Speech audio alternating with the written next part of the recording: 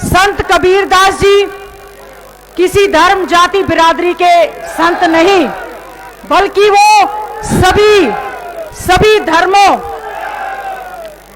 धर्मों के, सभी जातियों के, चाहे वो हिंदू थे, चाहे मुस्लिम थे, चाहे सिख थे, चाहे ईसाई थे, सभी ने संत कबीरदास जी को, दोहों को अपने अपने तरीके से, अपने ग्रंथों में मैं कहूं, उनकी वाणी को सुनने का काम किया, कहने का काम किया है।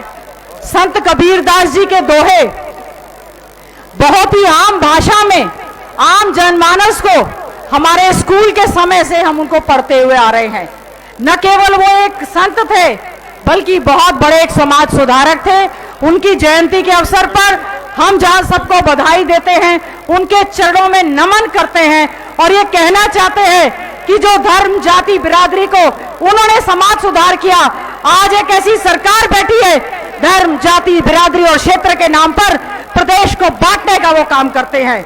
हम कहना चाहेंगे कि आदरणीय चौधरी भूपेंद्र सिंह हुड्डा जी ने जिस प्रकार से प्रदेश में गरीबों के लिए, दलितों के लिए बहुत सी योजनाएं चलाई, इस सरकार ने ज्यादातर योजनाओं को बंद करने का काम किया। हमें याद है ये वही मंच है जहां पर पिछले साल प्रदेश के मुख्यमंत्री मनोहर लाल खट्टर जी ने कहा था, बहुत सारी घोषणाएं की थी, रिजर्वेशन इन प्रमोशन, कि कर्मचारियों को रिजर्वेशन इन प्रमोशन दी जाएगी। हम उनसे पूछना चाहते हैं कि आज हमारे कर्मचारी पूछ रहे हैं, आज हमारे गरीब दलित पूछ रहे हैं, 100-100 गज के प्लॉट जो चौधरी भूपेंद्र सिंह हुड्डा जी ने 3,84,000 देने का काम किया था, 1 इंच छोड़िए 1 सेंटीमीटर भी जमीन इस सरकार ने देने का काम नहीं किया है।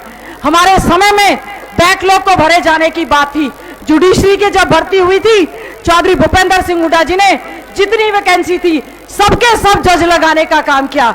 और आज क्या हो रहा है, एचसीएस की भर्ती निकल रही है, कैंसिल हो रही है। जुडिशरी की भर्ती में 50 वैकेंसी थी, केवल मात्र 10 जज लगाने का काम किया।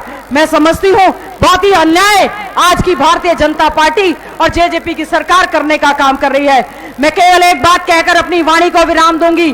संत कबीरदास जी की जयंती के अवसर पर हम ये सोच लें, तय कर लें कि अगर कोई गरीब दलित समाज का भला कर सकता है तो वो केवल और केवल चौधरी भूपेंद्र सिंह हुड्डा जी कर सकते हैं। उन्होंने पहले भी किया, अब भी किया, और एक ऐसी सरकार इस समय बनी है जो जय जवान, जय किसान, जय पहलवान और जय संविधान का नारा देने वाले देश और प्रदेश में जवानों के साथ क्या कर रही है, किसानों के साथ कर रही है, पहलवान बेटियों के साथ क्या कर रही है। क्या उम्मीद करेंगे ऐसी सरकार से जो हमारे देश का मान सम्मान, हमारी पहलवान बेटियां जिन्होंने तिरंगे का नाम रोशन किया है, उनको घसीटने का काम करती है।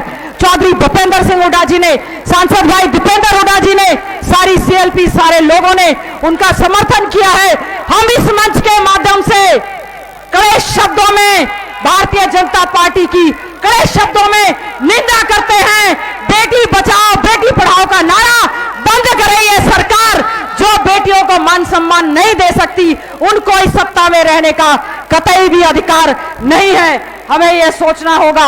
आज केवल ये कहते हुए कि आदरणीय चौधरी भूपेंद्र सिंह हुड्डा जी ने जो अपने समय में किया है, दलित समाज आज पूरी तरह से यहां पर इकट्ठा होकर एक आश्वासन दे सकता है कि आज आपको सब लोग याद कर रहे हैं, आपके नेतृत्व को याद कर रहे हैं। हमारा हरियाणा 1 नंबर का राज्य था, सबका मान सम्मान था, बहन बेटियों की इज्जत आबरू थी, और आज एक ऐसी सरकार सत्तानशी है 2024 में हाथ उठाकर आश्वासन दें कि हमारे मुख्यमंत्री चौधरी भूपेंद्र सिंह हुड्डा जी बनेंगे, और ये आश्वासन जो भी इस सरकार ने अन्याय किया है, अन्याय के खिलाफ हम लोग सब मिलकर लड़ाई लड़ने का काम करेंगे।